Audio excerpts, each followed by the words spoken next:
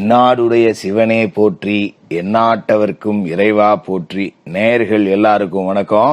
இந்த வீடியோவில் 2025 வருடத்துக்கு உண்டான ஏப்ரல் மாத ராசி பலன் அப்படிங்கறது தான் நம்ம பார்க்க போறோம். இந்த ஏப்ரல் மாசம் அப்படின்னு பாத்தீங்கன்னா குரோதி வருடம் பங்குனி மாசம் 18ஆம் தேதி செவ்வாய்க்கிழமை சதுர்த்தி திதியில மீன லக்கணத்துல ஹஸ்தம் நட்சத்திரத்துல இந்த ஏப்ரல் மாசம் அப்படிங்கிறது பிறக்குது.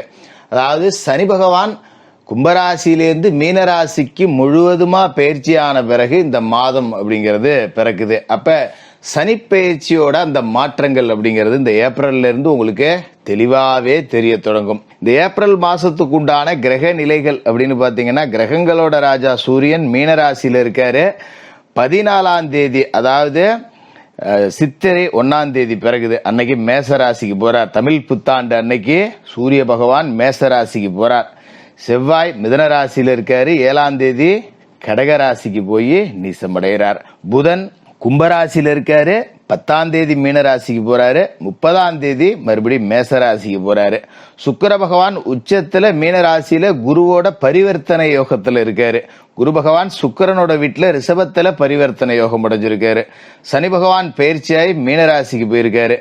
ராகு மீனராசியில இருக்காரு. கேது கன்னிராசியில இருக்காங்க. அப்ப சனியும் ராகுவும் சேர்ந்திருக்காங்க.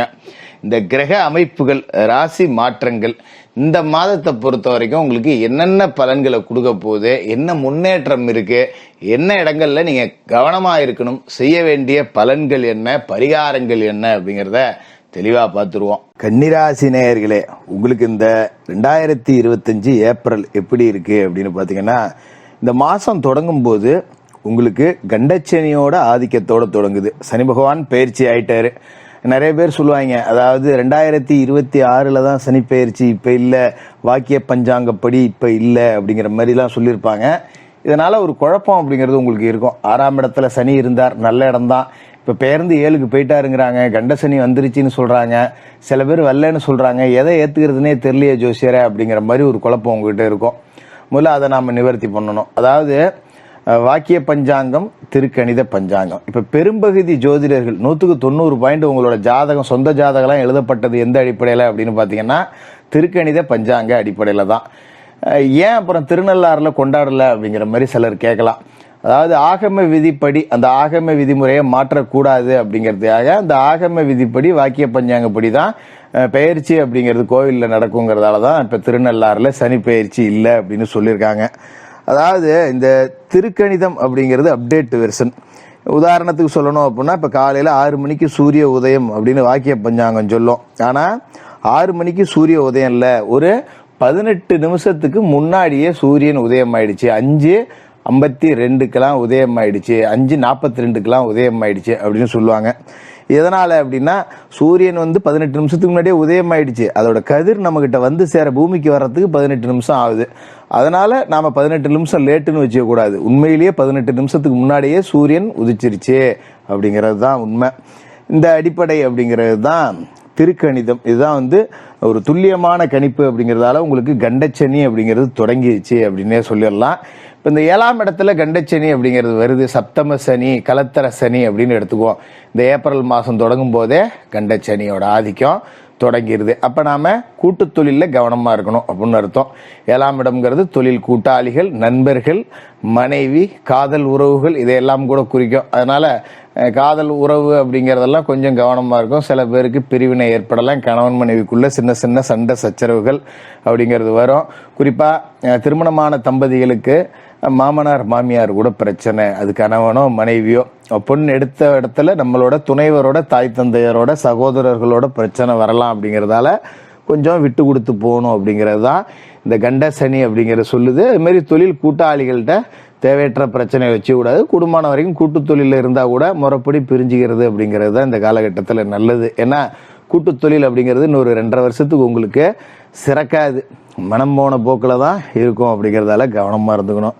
சரி, இந்த மாசத்தோட தொடக்கத்துல பாத்தீங்கன்னா புதன் கும்பராசியில உங்க ராசி அதிபதி வக்கர இயக்கத்துல இருக்கார். ராசிக்கும் 10ஆம் இடத்துக்கும் அவர் தான் அதிபதி. அவர் வக்கர இயக்கத்துல இருக்கார் அப்படின்னாலும் கூட 6ஆம் இடத்துல தான் இருக்கார். அப்படிங்கறதால மறைந்த புதனால் நிறைந்த தனலாபம். அப்ப தடைபெற்ற காரியங்கள் எல்லாம் தானா நடக்கும்.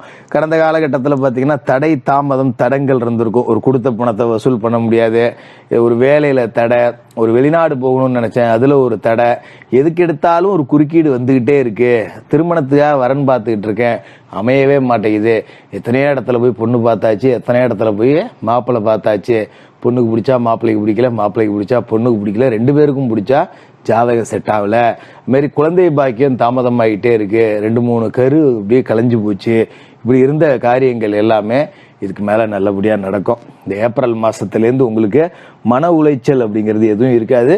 எந்த ஒரு காரியமா இருந்தாலும் தடை இருந்தாலும் கூட தடைகளை தகர்த்தெறிஞ்சு நீங்க ஜெயிக்கக்கூடிய வாய்ப்பு அப்படிங்கிறது கிடைக்கும். அதன் பிறகு பாத்தீங்கன்னா 10ஆம் தேதி மீனராசிக்கு போய் புதன் நீசம் அடைச்சிடுறார். அப்ப நீசம் அடைகிறார் அப்படிங்கறதால புத சுக்கிர யோகமும் அங்க இருக்கு. புனித பயணங்கள் அப்படிங்கிறது அதிகமா இருக்கும். நிறைய ஆலயங்களுக்கு எல்லாம் போவீங்க, ரொம்ப நாளா போகணும்னு நினைச்சிருப்பீங்க. ஒரு திருப்பதிக்கு போகணும், ஒரு அயோத்திக்கு போய் ராமர் கோயில் கட்டிருக்காங்களாம் பார்க்கணும், ஒரு சித்திரை விசு வருது சபரிமலை பக்கம் போலாமா, இந்த மாதிரியான யோசனை எல்லாம் இருக்கும். அப்படி உள்ளவங்க தாராளமா போகலாம். அது மாதிரி சில பேர் இந்த மகர விளக்கு காலகட்டத்தில் சபரிமலைக்கு போகணும்னு நினைச்சிருப்பீங்க. கூட்டத்தை பார்த்துட்டு எங்கடா இங்க போய் நசிங்கப்படுறதா நம்மளால அப்படின்னு நினைச்சவங்கலாம் இந்த சித்திரை மாசத்துல ஏப்ரல் 14ஆம் தேதிக்கு மேல நீங்க பயணம் அப்படிங்கறத தொடங்கலாம். நிறைய ஆன்மீக நாட்டம் அப்படிங்கிறது இருக்கும். குலதெய்வ கோயிலுக்கு போறது, ஒரு நவகிரக சுற்றுலா போறது, இந்த மாதிரியான வேலைகள்லாம் செய்வீங்க. அது மாதிரி ஆலயங்கள்ல நேரத்தை செலவு பண்ணணும் அப்படின்னு விரும்புவீங்க. இது ஒரு நேர்மறை ஆற்றல் அப்படிங்கிறத உங்களுக்கு கொண்டாந்து கொடுக்கும். அது மாதிரி மீன ராசியில மாசம் முழுக்க சுக்கிரன் உச்சம் இருந்தாலும் உங்களோட ராசிக்கு தனாதிபதியாகவும் பாக்கியாதிபதியாகவும் சுக்கிரனே இருக்கார். அப்படிங்கும் போது வக்கரம் ஒரு பக்கம் உச்சம் ஒரு பக்கம் ரெண்டையும் அடைக்கிறாரு. அப்ப ஒரு கடனை அடைக்கணும்னா இன்னொரு கடன் வாங்கியாவது அடைச்சிருவீங்க அப்படிங்கிற அளவுக்கு கடன் அடையும். ஒரு நல்ல ஜாதகத்துல தசாபுத்தி சிறப்பா இருக்கிறவங்களுக்கு 90% உழைத்து வருமானம் ஈட்டி கடனை அடைச்சு ஒரு கௌரவத்தோட வாழக்கூடிய அமைப்பு கொடுப்பாரு. ஒரு தசாபுத்தி சரியில்லை அப்படின்னா கூட இந்த அரிக்கடன் இருக்கும், ஒரு 2 லட்சம் கடன் இருக்கு, அதுல ஒரு 10,000 மட்டும் டெய்லி தொணன்னு அரிச்சுக்கிட்டே இருக்காங்க, அதை எப்படியாவது ஒழிக்கணும்டா அப்படிங்கிறவங்க ஒரு லோனுங்கன்னா போட்டாது அதை தூக்கி எறிவோம். முதல்ல எந்த கடை இருந்தாலும் இவன் கடை இருக்கக்கூடாது அப்படிங்கிற அளவுக்கு தூக்கி எறிஞ்சிட்டு போயிடுவீங்க. அந்த அளவுக்கு நிம்மதி அப்படிங்கிறது உங்களுக்கு இருக்கும். அது மாதிரி இந்த மாசம் தொடங்கி 7ஆம் தேதி கடகராசிக்கு செவ்வாய் போய் நீசமாகிறாரு. சூரியன் உச்சம், செவ்வாய் நீசம். பார்த்துங்க, நெருப்பு கிரகத்திலேயே ஒன்று உச்சமாகுது 14ஆம் தேதிக்கு மேல, இன்னொன்னு 7ஆம் தேதியே நீசம் அடையுது. அது மாதிரி புதன் வக்கரமாகிறாரு, அப்புறம் நீசமாகிறாரு, சுக்கிரன் உச்சமாகிறாரு, நீசமாகிறாரு. இப்படி சகல கிரகங்கள்லயும் ஒரு முடிச்சு அப்படிங்கறதே உளுந்து போச்சு அப்படிங்கிற மாதிரி தான் இருக்கு. அது மாதிரி இந்த செவ்வாய் நீசமடைகிறார் 7ஆம் தேதி, 3க்கும் 8க்கும் அதிபதியான செவ்வாய் நீசமடைகிறார் அப்படிங்கிறது கெட்டவன் கெட்டிடில் கிட்டிடும் ராஜ யோகம் அப்படின்னு நாம சொல்லுவோம். அப்ப பூமி சார்ந்த விஷயங்கள், பூமியால ஏற்பட்ட பஞ்சாயத்து, இதை எல்லாத்தையும் இப்ப நீங்க வெற்றிகரமா முடிக்கலாம். ஒரு பூர்வீக சொத்து இருக்கு, பாகம் பிரிக்கிறதுல பிரச்சனை, பக்கத்து இடத்துக்காரங்க கூட அரடிக்கும் காலடிக்கும் பிரச்சனை, ஒரு வாய்க்கா பிரச்சனை, வரப்பு பிரச்சனை, கோர்ட்ல கேஸ் இருக்கு, இந்த மாதிரியான பூமி சார்ந்த வில்லங்கங்கள் எல்லாமே இந்த காலகட்டத்தில் நீங்க முயற்சி செஞ்சீங்கன்னா நிச்சயமா தீரும். அதாவது ஒரு நிரந்தர தீர்வு அப்படிங்கறத எட்டும். ஒரு 7 தேதிக்கு மேல முயற்சி செய்யுங்க. ஒரு இடத்த அளந்து வேலி போட்டு 4 பேரை பெரிய மனுஷனை வச்சு பஞ்சாயத்து பேசி டக்குன்னு இந்த அப்பா இடம் இந்த அப்பா இடம்னு ஒரு காம்பவுண்டு போட்டுட்டு இதுக்கு மேல போடா அவன் தொல்லை நமக்கு இல்லை அப்படிங்கிற அளவுக்கு நிம்மதியா இருக்கலாம். அதனால நீங்க கவலைப்பட தேவையில்லை. அதே மாதிரி முக்கியமான விஷயம், குரு அப்படிங்கிறவரு ரொம்ப சிறப்பாவே இருக்கார். அப்படிங்கறதால குருவாலையும் நன்மைகள் அப்படிங்கிறது உங்களுக்கு தொடர்ச்சியா இருக்கு. எதை பத்தியும் கவலைப்பட வேண்டாம். சில பேருக்கு புது வண்டி வாகனம் வாங்கக்கூடிய ஒரு அற்புதமான மாசமாகவும் இந்த ஏப்ரல் மாசம் இருக்கும். கன்னிராசிக்காரர்களுக்கு வாழ்த்துக்கள்.